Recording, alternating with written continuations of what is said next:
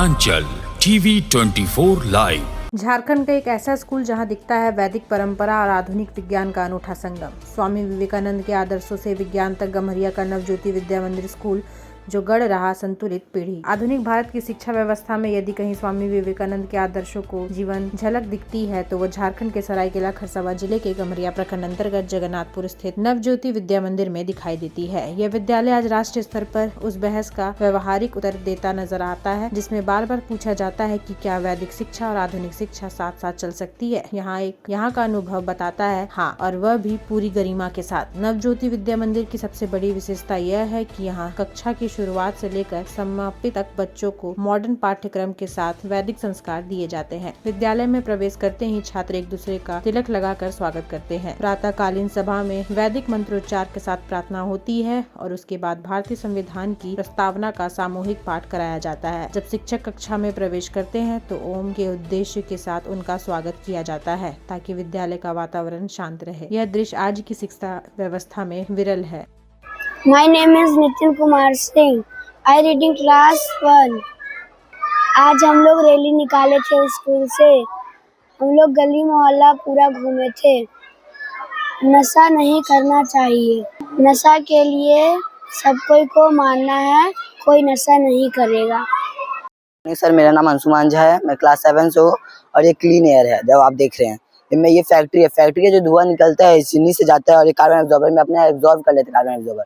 उसके कारण जो इसके अंदर पार्टिकल्स में गंदगी रहता है वो अपने अंदर ले लेता है कार्बन एब्जॉर्बर और जैसे फिर क्लीन एयर इस चिमनी से निकल रहा है जिससे हमारा वातावरण में कोई दूषित ना हो। Thank you. मेरा नाम डॉक्टर मानव कुमार फुलाजा है। हम अभी आपके नवज्योति विद्या मंदिर के में आए हुए हैं। इस हमारा जो ये मतलब सरायकेला जिला में एकमात्र एक ऐसा स्कूल नवज्योति विद्या मंदिर है जिसमें संस्कार से जुड़े हुए सारे कार्यक्रम को दर्शाया जाता है और बच्चे को सिखाया भी जाता है। इसमें भोजन मंत्र से लेके दीप जलाने तक मंत्र, हर एक संस्कार की तरह तरह के अनूठा कार्यक्रमों को बच्चे को संस्कार के रूप में दिया जाता है जो सरायकेला जिला के लिए अद्वितीय है। इसका जोड़ा नहीं है मेरे समझ से।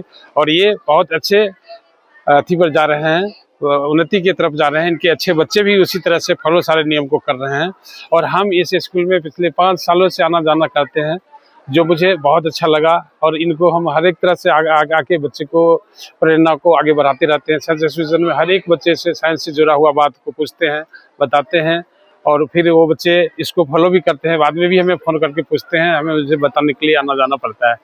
हम इस स्कूल के बच्चे को अपने मन से अच्छे तरह से देखभाल करते हैं और आते जाते रहेंगे। धन्यवाद। युवा दिवस कैसे? हाँ, आज स्वामी विवेकानंद दिवस है। उसके उपलक्ष्य में भी इन्होंने जो कार्यक्रम रखा और साथ में इस स्कूल के जो बच्चे के कुछ बच्चे के जन्मदिन था उसको भी इससे जोड़कर समाधि के संस्कार से जोड़कर उस बच्चे को भी भविष्य में उज्जवल भविष्य की कामना किया गया। ये चीज़ भी मुझे बहुत अच्छा लगा। नशा मुक्ति को लेकर रैली निकाली, वो तो सबसे सुंदर था। उस समय हम यहाँ नहीं उपलब्ध थे, लेकिन नशा मुक्ति के लिए भी जो इन्होंने रैली निकाला वो भी अद्वितीय है सरायकेला के लिए। ऐसा नहीं था कोई स्कूल वाला ने आज तक तो किया नहीं मेरे नज़र में। वो भी हमें उसको भी अद्वितीय के नाम से देंगे, उसका जोड़ा नहीं है। रैली से लगता है कि नशा करने वाले प्रभाव पड़ेगा? हाँ, बिल्कुल पड़ेगा। हमारे समाज में इसकी ज़रूरत है और ये जो जिन्होंने ये कला को दिखाया वो उत्तम है। लोग इसको फॉलो करें और मानेंगे। हम तो अब इस रास्ते पर चले हैं तो एक बार तो नहीं कर सकेंगे, लेकिन धीरे धीरे हम आगे इसके और अक्सर होते रहेंगे और बढ़ते रहेंगे। I reading class 1। Part of A plant के बारे में समझाने वाले हैं। There are 5 important parts of plant.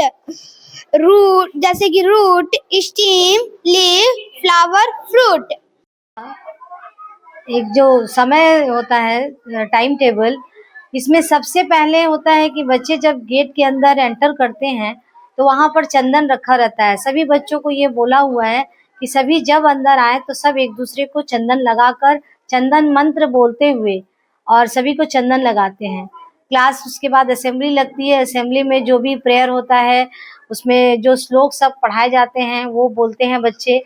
और उसके बाद जब क्लास लगती है तो क्लास में भी जब टीचर जाती है, क्लास के अंदर एंटर करती है जब टीचर, तो उस समय भी सारे बच्चे ओम का उच्चारण करते हुए ताकि क्लास शांत हो जाए। इसका एक अच्छा शांत एनवायरनमेंट बनाने के लिए किया गया है। जिससे बच्चों का क्लास शांत होगा तो पढ़ाई अच्छे से होगी। इसके बाद जब क्लास खत्म हो जाता है, जब लंच ब्रेक होता है, तो उस समय बच्चों को खाने से पहले आपको हाथ धोना है, उसके लिए भी अनाउंस किया जाता है कि आपको हाथ धोना है। हाथ धोकर सभी बच्चे बैठते हैं और भोजन मंत्र बोलते हैं। भोजन मंत्र बोलने के लिए बच्चों को सिखाया गया है। भोजन मंत्र बोलने के बाद ही सभी भोजन को प्रारंभ करते हैं। भोजन मंत्र बच्चों को सिखाने के पीछे का लक्ष्य यही है कि बच्चों को ये पता चले कि खाना जो हमारे हाथ तक आता है, हमारे मुंह तक जो निवाला जाता है, उसमें कितना तरह का वो रास्ते से आया है गुजर कर, वो उनको उसका वैल्यू का पता चले और वो उसका अनादर ना करे, उसका दुरुपयोग मतलब उसको बर्बाद ना करे और उसको प्रणाम करके भगवान का एक प्रसाद मानकर उसको ग्रहण करे, ताकि उनके शरीर में उसका हर ऊर्जा उसको प्रकाशित करे। धन्यवाद। I am Garima Singh. I am a student of class 6. Today is science exhibition. This is my model water cycle. The water cycle is also called hydrological cycle. The water cycle is a cycle that water goes through on earth. The sun heats the water in oceans, lakes, rivers and ponds. The water cycle includes precipitation, condensation, evaporation and collection. Thank you. नमस्कार, मैं संजीव कुमार श्रीवास्तव नवज्योति विद्या मंदिर का संचालक हूँ और आज युवा दिवस के अवसर पर कुछ कार्यक्रम को यहाँ पर रखे थे। युवा को बचाने के लिए आज सबसे बड़ा जरूरी होता है कि युवा नशा से बचे रहें, इसीलिए नशा मुक्ति रैली निकालें और यहाँ से उसी से शुरुआत किए और गांव में जाकर बच्चों के द्वारा यह संदेश दिया गया कि नशा से हमारा पैसा भी खर्च होता है और हमारा शरीर स्वास्थ्य हर दृष्टिकोण से हानि ही हानि है। उससे अगर हम बच जाएंगे तो अपने शरीर को स्वस्थ रख सकते हैं और जब शरीर स्वस्थ हमारा रहेगा तो हम किसी भी कार्य क्षेत्र में अपना योगदान दे सकते हैं। तो यह हमारा एक बहुत बड़ा कार्यक्रम था जो कि हर साल 12 जनवरी को हम लोग इसको करते आ रहे हैं और आज यहाँ पर बच्चों के द्वारा साइंस एग्जीबिशन भी लगाया गया था। इसमें बच्चा अपने पाठ्यक्रम में से कोई प्रोजेक्ट उठाकर उसका खूब गहन अध्ययन करके और उसको प्रोजेक्ट के रूप में यहाँ पर दर्शाएं, जिससे कि उनका अभ्यास हो गया। उस प्रोजेक्ट के विषय में उनको अच्छी से जानकारी हुआ और लोगों को बताते बताते और एक दूसरे का प्रोजेक्ट सुनते सुनते उनका पाठ्यक्रम भी बढ़िया से पूरा हो गया। तो सबसे बड़ा चीज़ यही रहा कि उनका योगदान जो उतना मेहनत किए, छुट्टी में घर में थे, ये नया वर्ष में बहुत बढ़िया से उसका शुरुआत हम लोग किए हैं। स्कूल में सब बच्चे सुबह सुबह आते हैं। यहाँ पर सब बच्चों को यह सिस्टम बनाया गया है कि बच्चे आएँ और यहाँ पर सब बच्चे एक दूसरे को चंदन लगाते हैं, सुप्रभात बोलते हैं।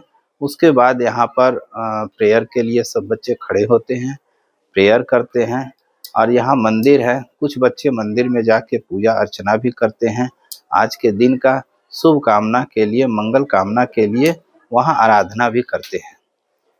यही हम लोगों का प्रतिदिन का शुरुआत यहाँ पर होता है। हाँ, यहाँ पर जब टिफिन हम लोग कराते हैं, भोजन करने से पहले हर बच्चे को भोजन सामने रखते हैं और एक भोजन मंत्र है जो कि सब बच्चे बहुत श्रद्धा के साथ उस भोजन मंत्र को करते हैं। इससे वो प्रतिज्ञा लेते हैं कि जो भी भगवान हमें भोजन मिल रहा है वह ईश्वर का देन है और अन्य जो है उसे बर्बाद नहीं करना चाहिए और बहुत श्रद्धा भाव से वो लोग अर्पण करते हैं। कुछ बच्चे का तो ऐसा भी स्थिति है कि उनके घर में जब हम जाते हैं तो पता चलता है कि वह घर में भी भोजन मंत्र पढ़ के ही वो भोजन करते हैं और अब उनके थाली में भोजन नहीं छूटता है। यह एक बहुत बड़ा चीज़ है, बच्चे जो कि भोजन ग्रहण करते हैं और मंत्रों के साथ ग्रहण करते हैं।